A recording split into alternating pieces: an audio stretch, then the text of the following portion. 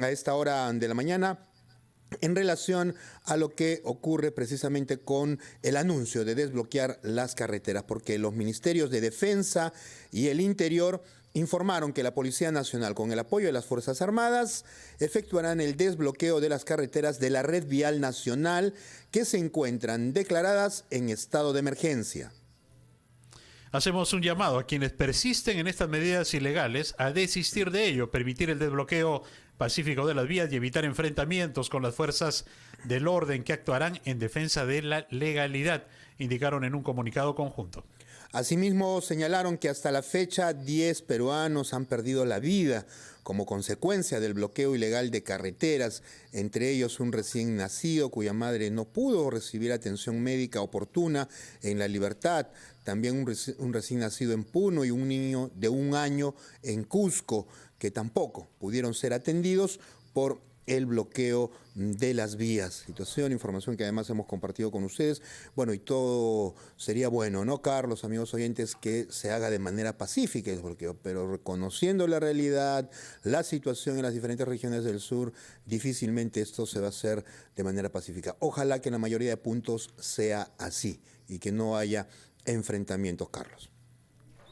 6 de la mañana con 11 minutos y precisamente respecto a este comunicado del Ministerio de Defensa, Jorge, vamos a conversar con el constitucionalista Joseph Campos para conocer, ¿no?, cuál es el marco constitucional y cuáles son los límites también de este comunicado difundido por el Ministerio de Defensa. Doctor Joseph Campos, muy buenos días, bienvenido a RPP.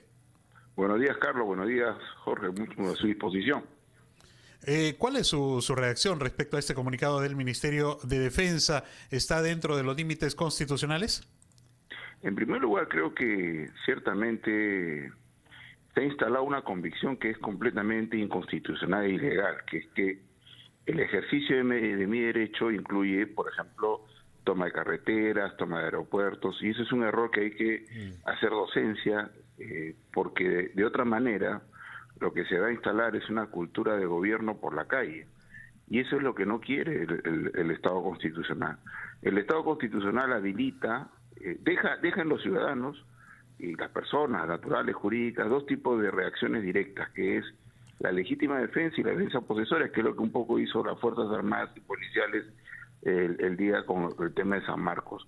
Después, el que tiene la violencia regulada, por cierto, es el Estado. Entonces, el Estado tiene que recuperar el orden, porque el orden es también interés de todos los peruanos. El pueblo incluye a los que están movilizándose, y a los que no están movilizándose, y a los que necesitan el libre tránsito a través de las carreteras, ¿no? Porque, como ustedes han señalado, tiene hasta consecuencias fatales. Entonces, lo que ha hecho la policía y las Fuerzas Armadas lo pudo haber hecho con o sin comunicado.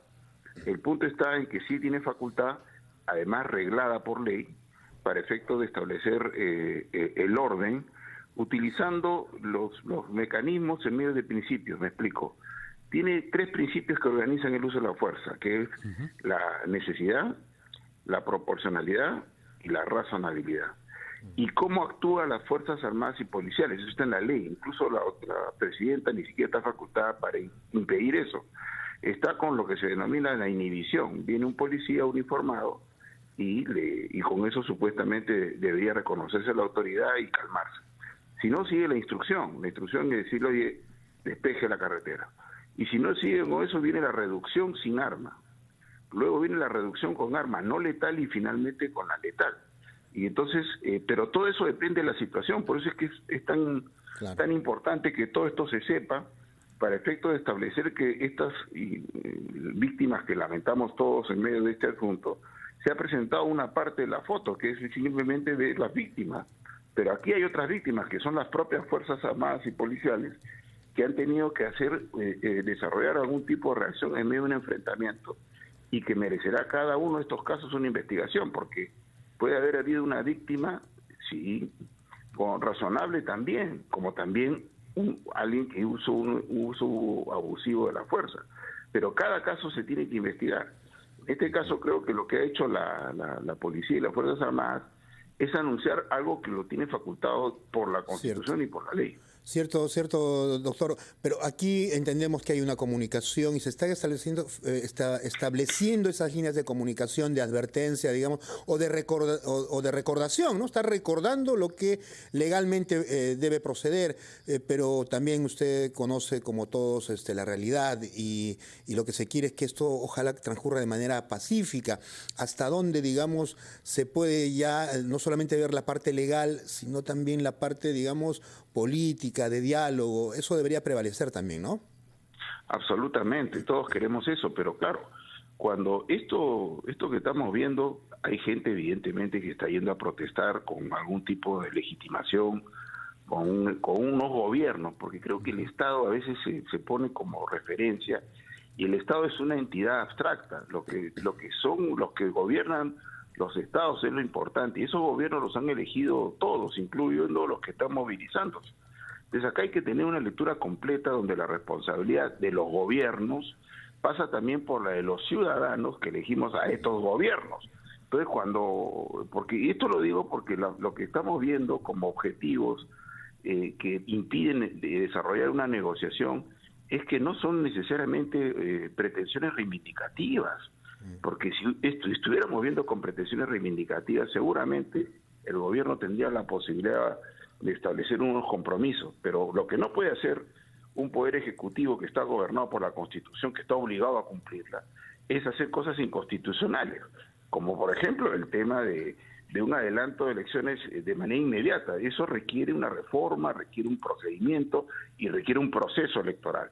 Por ejemplo, la nueva constituyente. Le atribuyen a la Constitución culpas que no tiene ni podrá tener, y le atribuyen virtudes que tampoco tiene ni podrá tener, porque usted comprenderá que el día que haya una nueva constituyente, los peruanos seguimos siendo los mismos. Los que mal elegimos, los que no somos desleales con la Constitución, los que no aceptamos, por ejemplo, que es ilegal bloquear carreteras, tomar aeropuertos. Si seguimos siendo los mismos, ¿qué expectativa tenemos que una constituyente y una nueva constitución pueda mejorar algo? Entonces pedimos cosas para efecto de que no aparezca el diálogo. Ese es el problema que creo que estamos existiendo, y creo que ojalá se racionalice y se establezca directamente con las personas que efectivamente han sido postergados por el Estado, y que definitivamente se le ofrezca algo, porque creo que efectivamente este Perú debe caminar todos juntos, ¿no? Bien. Gracias por su valioso análisis, doctor Joseph Campos, que nos ayuda definitivamente a comprender mejor la comunicación, pero también este comunicado difundido por el Ministerio de Defensa y el Ministerio del Interior. Muchas gracias, doctor Campos. Muy buenos días. Muy bien.